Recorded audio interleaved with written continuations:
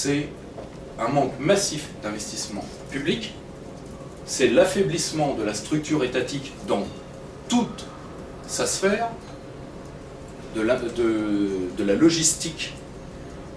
Il y a aujourd'hui des parts entières du territoire français qui sont en train de décrocher. Si vous ne me croyez pas, allez voir les autoroutes du nord de la France, dans la région de Lille, allez voir le centre, venez chez moi en Normandie. Venez chez moi en Normandie, second désert médical de France. L'État est aujourd'hui corseté et aujourd'hui incapable d'affirmer son autorité et de faire, disons, et d'incarner l'autorité et les responsabilités qui sont les siennes. Si on ne me croit pas, qu'est-ce qui s'est passé il y a encore quelques semaines à Marseille? On parle de Marseille, mais on peut parler d'autre chose si vous voulez. On peut parler de la Guadeloupe. Même problème. On peut parler de parts entières de la Seine-Saint-Denis qui sont déjà sous des ordres autres que l'ordre étatique, fondamentalement. Or, en même temps que cette impuissance de l'État est vendue, je rappelle que l'État, en transférant une crise bancaire et financière à une crise de finances publiques, qui a hâté ce qu'on appelle la crise de l'euro qui aurait eu lieu de toute façon. L'euro ayant mal été pensé, il est normal qu'il ne survive pas.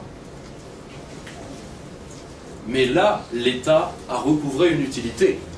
Là, le discours « l'État en fait trop », on n'avait entendu personne après le Lehman Crack vous dire que l'État en avait fait trop. C'est normal, c'est nous qui avons payé. Au mépris des règles bruxelloises en termes de déficit, ça a gêné personne. Ça a gêné personne.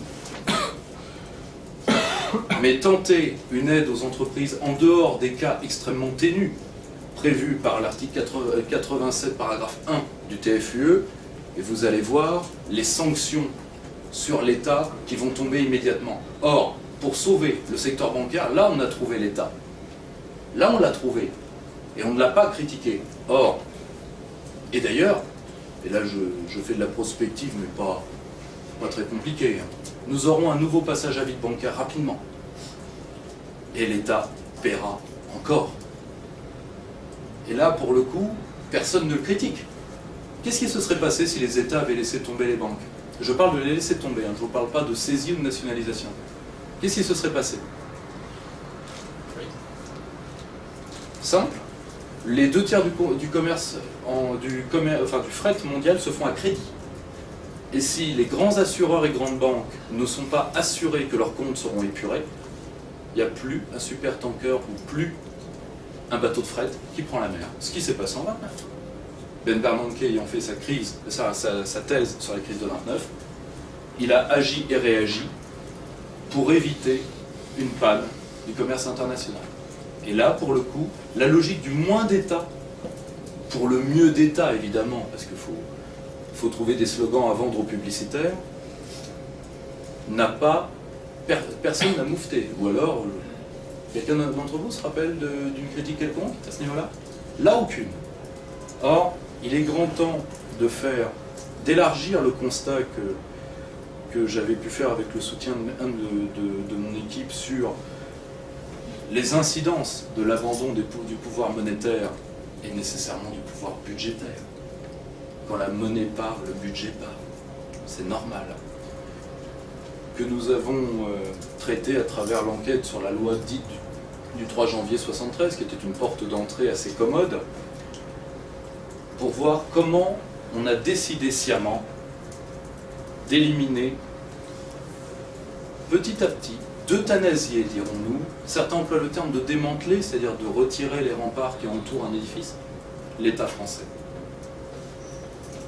Juste un point, une petite habitude, petite pédanterie, vous m'en excuserez. On va juste définir un peu le terme et commencer par une citation, si ça ne vous dérange pas. Paul Valéry, vous la connaissez, elle est classique. Si l'État est fort, il nous écrase. S'il est faible, nous périssons. Or,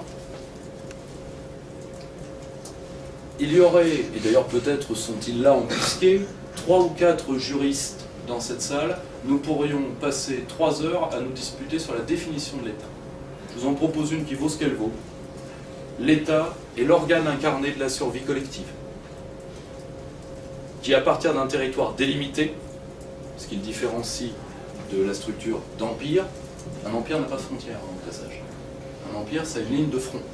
Le limes, à Rome, est une ligne de front, c'est-à-dire une ligne temporaire. C'est donc une autorité publique qui, sur un territoire défini, exerce un monopole à la fois de violence et de répartition dans le but de la préservation et de l'auto-reproduction à la fois de lui-même et de la société. C'est-à-dire fondamentalement, et là c'est une définition holiste, je pense que certains d'entre vous doivent commencer à comprendre pour ceux qui ne me connaissaient pas d'où je viens idéologiquement. Je suis moyennement libéral, c'est indiscutable. Mais fondamentalement, si vous avez des droits, c'est parce que l'État le veut bien. Et c'est lui qui vous les donne. Et à travers lui, c'est la communauté politique liée à une histoire singulière qui vous les donne. Dans l'état de jungle ou dans l'état de nature, il n'y a pas de droit revendiqué. Où il y a le droit de l'antilope de courir et le droit du lion de se repaître d'elle. Là, la logique des droits s'arrête très vite, pour le coup.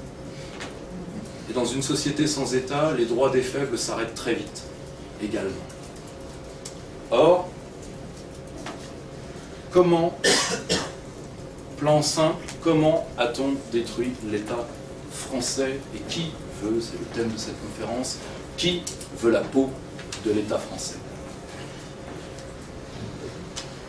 On va répondre à la problématique directement, ce que les universitaires font rarement, en étudiant qui, à coup de réforme, parce qu'aujourd'hui, comme disait très bien Régis Debray, la réforme, nous vivons sous l'état de la réforme permanent et non plus du coup d'état permanent cher à François Mitterrand. Et à travers ce culte de la réforme que Pierre-André Taguieff avait appelé bougisme, c'est-à-dire la réforme pour la réforme fondamentalement. François Fillon avait eu cette phrase et il a dit oui mais tout ce qui restera de Nicolas Sarkozy c'est mes réformes. Et si on les évaluait tes réformes, qu'est-ce que t'en dirais? Les réformes, le mot passe-partout, un peu comme l'autre Europe d'un certain côté. C'est le mot passe-partout depuis le départ du général de Gaulle. Tout le monde a son idée de la réforme. Et nous vivons sous la réforme permanente, et c'est ça, entre autres, qui est en train de tuer l'État. Je vais y arriver dans un premier point en étudiant les réseaux et les moyens qui ont été mis en place pour nuire à l'État. Ensuite, on nuit à l'État par des procédures communautaires, au sens de l'Union européenne, et des procédures internes. Et enfin, tout ceci a des incidents en termes de services publics, en termes de fragmentation de l'État au sens territorial. Et enfin, nous esquisserons, si vous le voulez bien, quelques tentatives, quelques réflexions pour voir si nous pouvons nous en sortir et comment nous pouvons nous en sortir. Là encore, je vous demande d'être très indulgent, parce que, si vous voulez, j'ai eu très peu de temps pour la préparer, j'espère qu'elle vous conviendra.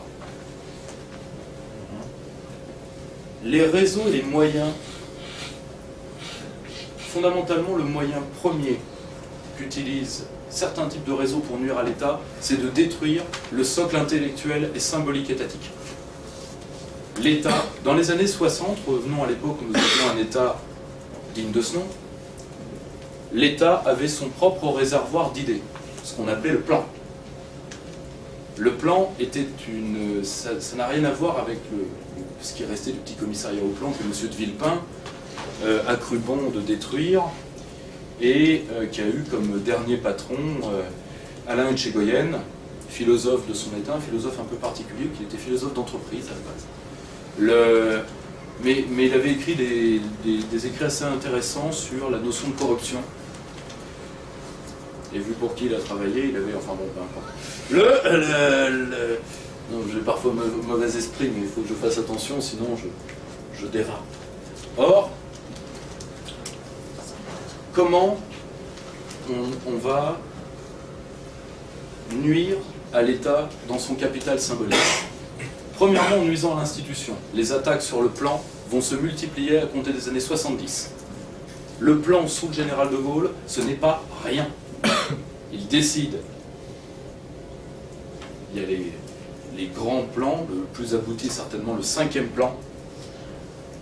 Il décide des grandes orientations. C'est sur ces bases et sur sa documentation. Aujourd'hui, l'État est quasiment aveugle par rapport à la destruction de nos instituts de recherche. Aujourd'hui, qui prend sans pincette des chiffres sortis de l'INSEE ou de l'INED? Qui les croit sincèrement? Je vais donner un exemple un peu polémique, mais pourquoi pas? Qui croit à l'évaluation des avantages de l'immigration par l'INED? Non mais qui les croit sincèrement? Quand le site du MEDEF lui-même reconnaît que l'immigration, ça sert, je cite de mémoire, à la baisse du coût nominal du travail. Si c'est le MEDEF qui le dit, par un de ces énièmes économistes mercenaires, là pour le coup, je ne leur retire pas le pain de la bouche. À l'époque, c'est totalement différent. C'est totalement différent. Le plan oriente, le plan brasse des données, remet des documents d'analyse, et c'est l'un des organes les moins discutés de la puissance d'État. C'est un des organes d'ailleurs auquel le général de Gaulle tient le plus. Or, pour une raison qui est très simple. Dans le général de Gaulle, il y a général. Un militaire, et comme tout militaire, il sait que ce à quoi on pense le moins, c'est-à-dire la logistique, peut vous permettre de gagner ou de perdre une guerre, qu'elle soit économique ou non. Or, à partir de Giscard d'Estaing, les attaques sur le plan vont se multiplier. La parole du plan, sans être pour le moment discréditée, va être, disons, relativisée par l'émergence de ceux qu'on appellera beaucoup plus tard les économistes à gages. Vous en rendez pas compte, mais des gens comme Michel Godet sont là depuis 30 ans. Alain Minc, j'ai quelques citations du personnage, il a commencé à nuire en 1984 au minimum. C'est-à-dire que je me suis rendu compte que depuis bébé, j'entends Alain Minc. Ça a beaucoup relativisé le sens de ma vie. Je vous le dis très sincèrement. Or, fondamentalement, on va retirer au plan ses attributions.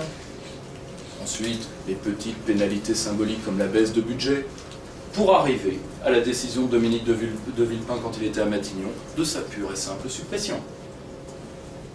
Par quoi va-t-on le remplacer? Par quoi va-t-on remplacer ces idées venant de l'État lui-même? Parce que tous ceux qui penseraient que l'État n'avait pas de pensée prospective, sous le général de Gaulle, c'est faux. Aujourd'hui, c'est vrai. Aujourd'hui, on est obligé de créer des instituts de recherche comme le CF2R, privé, ou le grand think tank que Boer a voulu créer et qui a donné l'occasion d'un livre assez savoureux de Philippe Baumard que je vous recommande, sur le bilan de la réflexion stratégique française. Vous savez comment s'appelle le bouquin? Le vide stratégique. Réfléchissez là-dessus. Or, fondamentalement, par quoi va-t-on le remplacer? On va le remplacer par, premièrement, des idées de club. Et le premier, et là je ne prendrai pas à partie la mémoire des hommes qui étaient dedans, parce que pour le coup, c'était pas un organisme malsain, c'était le Club Jean Moulin, créé en 1958, et qui réunit les planificateurs. Bloch Lenné, Simon Nora, des gens très estimables, particulièrement la figure de Bloch Lenné. Or, parce que nous étions en 1958 et que fondamentalement l'économie planifiée de la France des années 50, tout comme la plupart des économies aujourd'hui des États émergents à forte croissance, c'est quoi? Il faut se dire la vérité, c'est le passage civil des structures de l'économie de guerre. Et c'est pour ça que ça fait des taux de croissance aussi élevés. Et c'est pour ça que ça n'a qu'un temps également. La Chine est en train de l'apprendre, malheureusement. Or, les structures hors de l'État, par peur du retour à la fois de ce qui avait été vaincu par la Seconde Guerre mondiale et que j'ai largement traité dans l'ouvrage qui est la Grande Rente, ce qu'on appelait les barons aux États-Unis et autres, l'État, et ça se voit même dans la politique monétaire, a toujours essayé de penser son rôle de la manière, en France, la plus indolente possible pour éviter les excès de poujadisme, l'antifiscalisme parfois un peu primaire, et la haine de l'institution qui peut prendre certaines parts de l'opinion. Et c'est pour ça que ces entreprises n'ont pas été mal vues jusqu'au départ du général de Gaulle. Et là arrive une autre génération sur laquelle je vais m'appesantir un petit peu. On va la diviser en deux, si vous voulez. Ceux qui vont détruire la culture de l'État à gauche et ceux qui vont la détruire à droite. Même si je connais certaines personnes qui en ont fait partie, je vais commencer par la droite parce que ça va aller assez rapidement. Les principaux think tanks, fondamentalement, le libéralisme arrive par la gauche, ce qui est normal par rapport à son histoire en termes d'histoire des idées. Mais ceux qui vont tenter de nuire à la figure étatique à droite, c'est principalement les hommes du Club de l'Horloge. Principalement. Et une figure, qui est celle d'Yvan Blot, qui va inspirer le programme du RPR des années 80 dans le sens de la désétatisation. C'est l'époque où la surenchère libérale se fait entre le RPR et Jean-Marie Le Pen, qui était à cette époque-là réganien. Ce qui, pour un homme du centre-droit de la 4ème République, est tout à fait normal. Qui a fait carrière, je rappelle, chez Poujade. Donc c'est normal. C'est une évolution logique. Mais ce n'est pas eux qui vont avoir la main sur les réformes. Ceux qui vont avoir la main sur les réformes, c'est la deuxième gauche. La deuxième gauche, entre autres, mais ce n'est pas la première génération. La deuxième gauche, qu'est-ce que c'est? C'est l'alliance des démocrates chrétiens, ou aussi appelés chrétiens de gauche, qui allie à la fois une incompréhension de la notion d'État, voire même une certaine haine de l'État qui se trouve dans certains écrits des pères de l'Église. La théorie du droit et de l'État chez saint Thomas d'Aquin est quelque chose d'assez particulier. Et de l'autre côté, de bons progressistes, pour la plupart sortis du gauchisme, et qui veulent évidemment arriver aux affaires. C'est la génération 68. Cette génération qu'on appelle la gauche antitotalitaire. Or, antitotalitaire, revenons une minute sur ces gens-là. Vous en connaissez certains, VHL, Glucksmann et Lénine. Or, ces gens-là, quelle est leur pensée profonde? Leur pensée, c'est que tout pouvoir politique conduit à la contrainte, qui conduit au goulag. Si vous voulez une preuve de ça, je vous recommande l'ouvrage d'André Glucksmann, La cuisinière et le mangeur, qui l'explique très bien. Or, cette génération de jeunes gens bien nés, bien diplômés, qui arrivent dans l'ombre de deux hommes qui sont Maurice Clavel et Michel Foucault, Maurice Clavel n'en est pas comptable. Maurice Clavel, c'était un maurassien de gauche. Alors, on a toutes les idiosyncrasies qu'on veut. Et il a pensé que pour nuire à l'Union soviétique, il fallait utiliser ces gens-là. Mais ce n'est pas l'Union soviétique, la cible. C'est l'existence du fait politique lui-même, au nom de l'antitotalitarisme. Et c'est pour ça que ces gens-là vont se retrouver très clairement dans une logique de marché. Nécessairement. Parce que si le pouvoir politique conduit à la contrainte, l'absence de pouvoir politique conduit à la liberté, et bien alors le marché, c'est la liberté. C'est pour ça, par exemple, que beaucoup de ces gens-là vous disent, et je pense à raison, qu'ils ont été honnêtes tout le long de leur démarche. Bon, il y a eu quelques petits à côté qui étaient assez sympathiques, faut pas se leurrer, mais ils restent intellectuellement sur les mêmes bases. Or, l'alliance des deux va donner ce qu'on appelle la CFTC, la CFDT, la deuxième gauche. Et la deuxième gauche va nous donner des hommes comme Jacques Delors, va nous donner également des think tanks, et le plus influent d'entre eux, qui naît en 82, sera la Fondation Saint-Simon. La Fondation Saint-Simon, c'est l'alliance d'hommes qu'on n'aurait peut-être pas cru pouvoir s'entendre, mais qui communient dans à la fois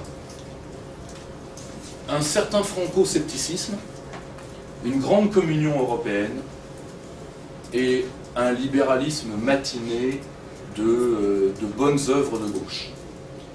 Ces hommes, c'est les suivants.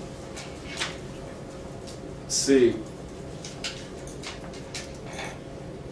le Pierre Rosanvallon. Je vais revenir une seconde sur la figure de Pierre Rosanvallon parce qu'il est l'un des grands concepteurs de la désétatisation de la gauche. C'est un homme peu connu. Est-ce que vous pouvez lever la main les gens qui ont déjà entendu parler de cet homme-là? Pierre Rosanvallon. Ah, quand même. Pierre Rosanvallon est connu pour deux choses. Une chose assez récente. Est-ce que vous vous rappelez d'un pamphlet qui s'appelait Les Nouveaux Réactionnaires de M. Daniel Lindenberg?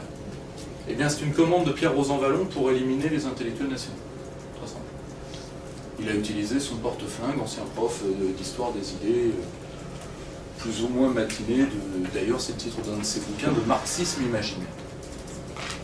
Et Rosanvallon, qui est professeur au Collège de France aujourd'hui, qui a joui d'une très grande influence sur la formation des élites, vu qu'il est l'un des concepteurs des programmes de sciences politiques de l'IEP de Paris, première fabrique d'énarques,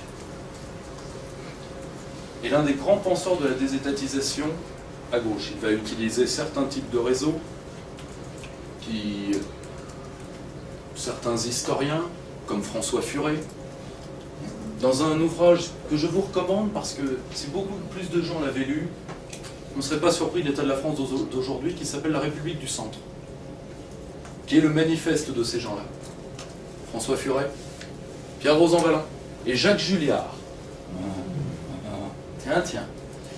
Pierre Rosanvallon vient de quoi idéologiquement? De l'autogestion. Tiens. L'autogestion, c'est-à-dire à la fois l'une des plus inefficientes, mais également l'une des plus libéralo-compatibles des théories de l'extrême gauche, fondamentalement. Détricoter l'État, évidemment matiné d'un socialisme baigné d'européisme et de droits de l'homme, c'est ce qui va précipiter le moule ou l'arrière-fond de sauce de Delors, de Rocard, jusqu'à Jospin, et après de manière totalement décomplexée, chez des gens comme Strauss-Kahn. Hollande, lui, a baigné complètement là-dedans. Strauss-Kahn, lui, est encore plus décomplexé. Lui, il a un profil très particulier, vu qu'il est beckerien. Il a fait sa thèse sur Becker, théoricien libéral qui a théorisé le libéralisme des âges de la vie.